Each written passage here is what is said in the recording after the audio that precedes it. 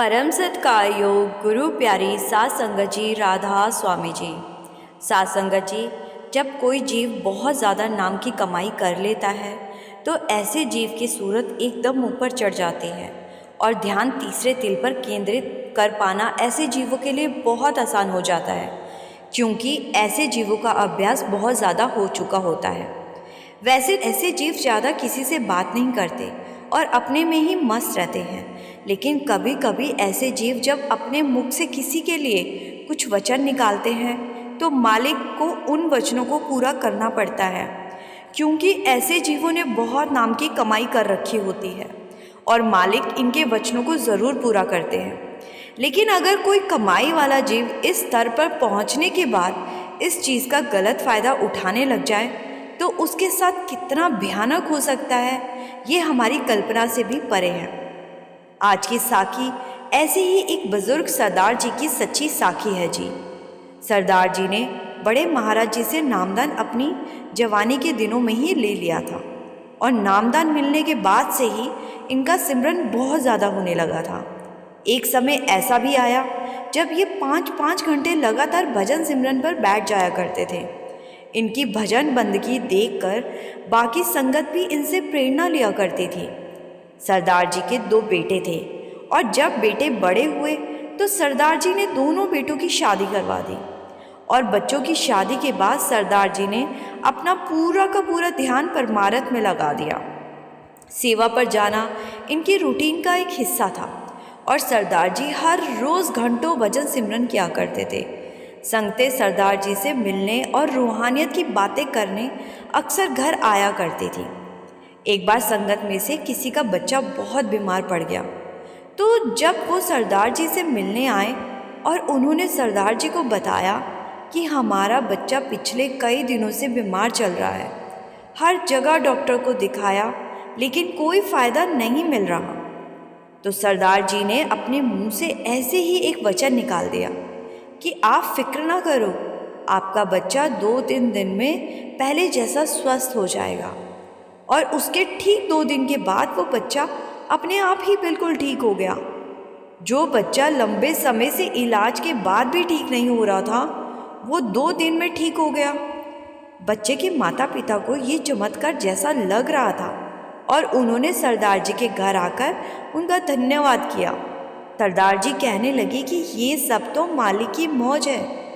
फिर उस बच्चे के माता पिता ने बाकी संगत को जब इस चमत्कार के बारे में बताया तो बाकी संगतें भी अपनी अपनी समस्या लेकर सरदार जी के घर आने लगी और सरदार जी ने सबके काम बनाने के वचन मुख से निकाल दिए।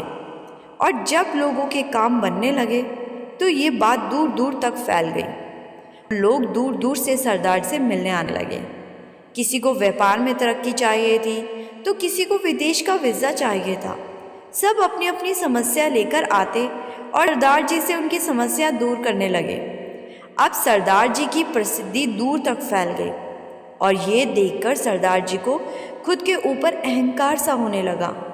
पहले जब किसी के काम बन जाने पर सरदार जी कहते थे ये सब मालिक की मौज से होता है, अब जब कोई काम बन जाने पर धन्यवाद कहता तो सरदार जी को खुद पर फक्र होने लगा और वो धन्यवाद शब्द को सुनकर मुस्कुरा देते और अपना सीना और चौड़ा कर लेते। सरदार जी की पत्नी को ये बात अच्छी नहीं लगती थी। उनकी पत्नी ने बहुत बार सरदार जी को समझाने की कोशिश की। उन्होंने कहा कि आप ये सब ठीक नहीं कर रहे, आपने इतनी नाम की कमाई की हुई है, ये सब करने से सारी कमाई मिट्टी में मिल जाएगी और आपको फिर से मेहनत करनी पड़ेगी। लेकिन अब सरदार जी पर प्रसिद्ध होने का भूत सवार हो चुका था। लोग सरदार जी के लिए गिफ्ट लाने लगे। सरदार जी लोगों के काम बनवाते और बदले में लोग उन्हें पैसे और गिफ्ट देते। बड़ी बड़ी अखबारों के पत्रकार भी सरदार जी का इंटरव्यू लेने आने लगे। सरदार जी बड़े अहंकार से इंटरव्यू देते और खुद को भगवान मानते। उनके एरिया के एमएलए को जब पता चला तो वो भी सरदार जी के चरणों में नतमस्तक हो गया और सरदार जी से कहने लगा कि सरदार जी, मुझे इलेक्शन में जितवा दो, आपको इतने पैसे दूंगा कि आपने सोचे भी नहीं होंगे। ये देखकर तो सरदार जी और ज़्यादा खुद पर गर्व करने लगे कि अब तो मंत्री भी मेरे पैरों में गिरने लगे हैं। सरदार जी की पत्नी बार बार उन्हें समझाती, लेकिन अब सरदार जी कहाँ मानने वाले थे। अब तो जब तक मालिक सही रास्ता नहीं दिखाएगा तब तक ये खेल सरदार जी ने चलते ही जाना था। सरदार जी के जो 2 बेटे थे उनमें से बड़े बेटे के घर 2 पुत्र थे और छोटे के घर एक लड़की थी। तो सरदार जी की बहू अपने पति से कहने लगी कि पापा जी सबके काम बनाते हैं, क्यों ना हम भी पापा जी को कहे, जिससे कि हमारे घर भी पुत्र का जन्म हो जाए। लेकिन सरदार जी के बेटे को ये सब अच्छा नहीं लगता था। वो अपनी पत्नी को समझाते कि क्या फ़र्क पड़ता है अगर हमारे घर लड़का ना हुआ तो, मालिक ने इतनी प्यारी बेटी तो दी है ना। लेकिन उसकी पत्नी मानने को तैयार नहीं थी, क्योंकि उसको एक बेटा भी चाहिए था। तो वो ज़िद करने लगी और फिर सरदार जी के बेटे को अपनी पत्नी की ज़िद पर सरदार जी से ये वचन कहलवाने पड़ गए कि हमारा जो दूसरा बच्चा होगा वो बेटा होगा। सरदार जी ने बड़े गर्व के साथ कहा, हाँ हाँ क्यों नहीं, जब मैं सारी दुनिया के काम बनवा सकता हूँ तो अपने खुद के बेटे और बहू का काम नहीं बनवाऊँगा क्या? ज़रूर मेरे छोटे बेटे और बहू को इस बार लड़का ही होगा। ये सुनकर सरदार जी की बहू बहुत खुश हो गई, लेकिन सरदार जी के बेटे को और सरदार जी की पत्नी को ये ठीक नहीं लगता था। अब सरदार जी के नाम का डंका दूर दूर तक बजने लगा था। रोज़ 40 से 50 लोग सरदार जी के पास आते और अपने काम के बदले उन्हें तोहफे या पैसे देते, जिसे देखकर सरदार जी बड़े ही खुश होते थे। लेकिन सरदार जी की पत्नी उस पैसे का या उन गिफ्ट्स का इस्तेमाल अपने घर में नहीं करती थी। ऐसे ही समय बीता और सरदार जी के छोटे बेटे के घर पुत्र ने जन्म लिया। जब सरदार जी को पता चला तो वो बहुत खुश हुए और कहने लगे कि पुत्र तो होना ही था, क्योंकि मैंने वचन जो भरे थे। लेकिन ये जो पुत्र हुआ था ये नॉर्मल बच्चा नहीं था, ये एक अपंग बच्चा पैदा हुआ था, जो ना तो देख सकता था और ना ही सुन सकता था। ये देखकर सरदार जी के बेटे और बहू को बहुत बड़ा धक्का लगा और बेटा अपनी पत्नी से कहने लगा कि मैं तुझसे कितनी बार कहता था कि ये सब ठीक नहीं है, लेकिन तू नहीं मानती थी। और जब सरदार जी को ये पता चला तो वो रोने लगे और कहने लगे, मैं सारी दुनिया के काम बनवाता हूँ, मेरी वजह से हज़ारों परिवारों में लड़कों ने जन्म लिए हैं और मेरे खुद के घर में ही अपंग बच्चे ने जन्म ले लिया। सरदार जी उस दिन बहुत रोए।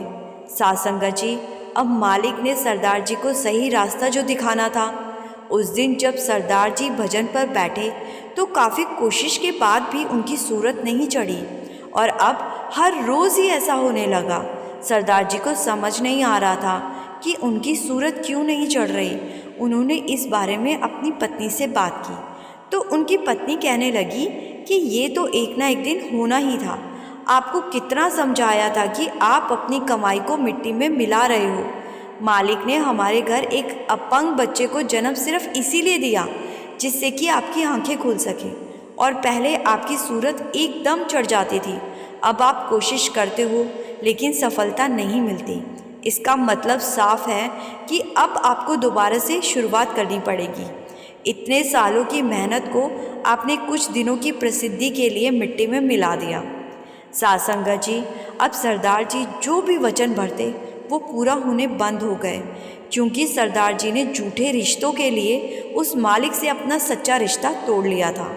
अब उनका हाल वही हो गया था जो किसी सत्संगी का नया नया नामदान लेने के बाद होता है। कितनी भी कोशिश करने के बाद ध्यान नहीं लगता। अक्सर नए नए नाम लेने वाले जीव के साथ होता है। सरदार जी के पास अब सिर्फ रोने के अलावा कुछ भी हाथ में ना था। उनकी वजह से आज उनके परिवार को भुगतना पड़ रहा था और उन्होंने इतनी कीमती कमाई को पल भर में ही मिट्टी में मिला दिया था। साथ संगत जी, बाबा जी पता नहीं कितनी बार कहते हैं कि हजम करना सीखो। जो भी एहसास होते हैं उनको अपने अंदर ही दबा कर रखो। लेकिन कुछ सत्संगी मालिक के नाम की कमाई करके खुद को ही मालिक समझ बैठते हैं और एक दिन उन्हें पछताना पड़ता है। किसी को अच्छी दुआ देना कोई गलत बात नहीं है, लेकिन अगर आप इसको अपना व्यापार ही बना लेते हो तो फिर आपको परमार्थ का मार्ग छोड़ देना चाहिए, क्योंकि रूहानियत के मार्ग पर हमें इन दुनियावी चीज़ों को पीछे छोड़ना ही पड़ता है। तभी हम आगे बढ़ पाएंगे। इसी के साथ मैं संगत जी आपसे विदा लेती हूँ। आपसे विनती है जी, कमेंट में राधा स्वामी ज़रूर लिखिए जी, और संगत के इस अपने चैनल को सब्सक्राइब ज़रूर कीजिए जी। गुरु प्यारी सात संगत जी, राधा स्वामी जी।